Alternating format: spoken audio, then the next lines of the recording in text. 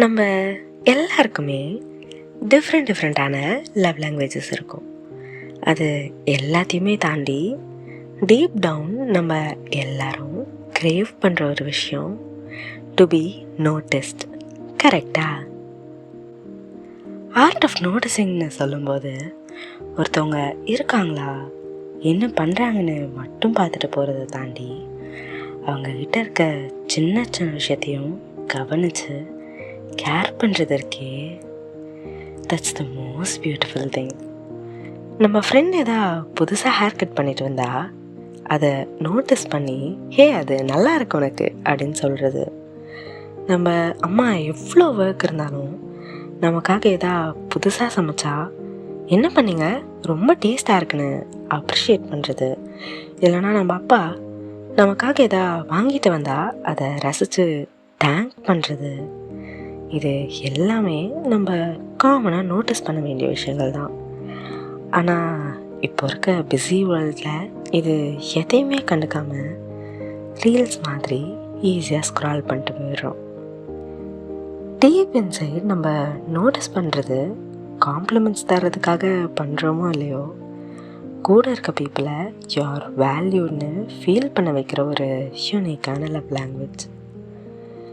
யாராவது ஒருத்தர் டல்லாவோ இல்லை அழுதுட்டோ இல்லை ஜோன் அவுட் ஆகியோ இருக்காங்கன்னா, ஐயோ ஓகே என்ன ஆச்சுன்னு தெரியல, but if you want to let out to me I am here to லிசன்னு, எவ்ரி திங் வில் பி ஃபைன்னு ஜட்ஜ்மெண்ட்ஸே இல்லாத ஒரு நோட்டீஸ் பண்ணுற ஃபீல் கொடுத்தோன்னா that person will feel most comforted.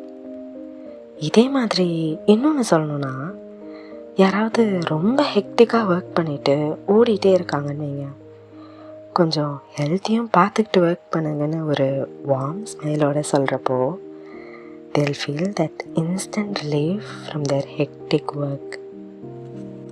இது எல்லாமே நம்ம தெரிஞ்ச பர்சன்கிட்ட மட்டும்தான் பண்ணணும்ல அவசியம் இல்லை. ஒரு ஸ்ட்ரேஞ்சராக இருந்தாலும் they are noticed and they deserve to be valuedன்னு தெரியப்படுத்துங்க. Every word of care and warmth ஒரு ப்ளசன்ட் ஸ்மைலோடு இருக்கப்போ கைண்ட்னஸ் அந்த ஒரு டீட்டெயிலையும் தெரிய வரும். நம்மளை சுற்றி இருக்க பர்சனை மட்டும்தான் நோட்டீஸ் பண்ணணுன்னா நான் சொல்லலை, நம்மளையவும் நோட்டீஸ் பண்ண ஸ்டார்ட் பண்ணணும். The art of self noticing can be the amazing self care. எவ்வளோ ப்ராப்ளம்ஸ் அண்ட் ஸ்ட்ரகிள்ஸ் இருந்தாலும் ஹவு ஃபார் யூ ஹவ் கம்னு நமக்கே ஒரு செல்ஃப் மோட்டிவேஷன் கண்டிப்பாக தரணும்ல. எவ்வளோ ஹீல் ஆகியிருக்கோம், எவ்வளோ கான்ஃபிடெண்ட்டாக மாறி இருக்கோன்னு நம்மளே நோட்டீஸ் பண்ணி செலிப்ரேட் பண்ணோம்ல. இந்த வேர்ல்டில் யார் ஒருத்தர் நிறைய நோட்டீஸ் பண்ணி நிறைய லவ் ஸ்ப்ரெட் பண்ணுறாங்களோ அதே பர்சன் தான் நோட்டீஸ் பண்ணப்படணும்னு ஆசைப்படுறவங்க. புரியுதா? So let us all take this new gentle step.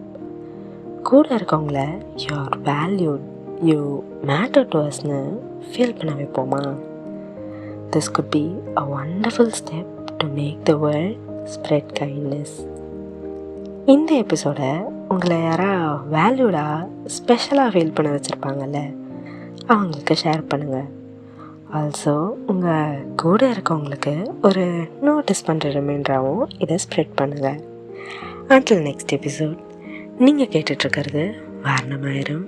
என்ன அவங்க ஆச்சு Sureka. Lots of love from us to you.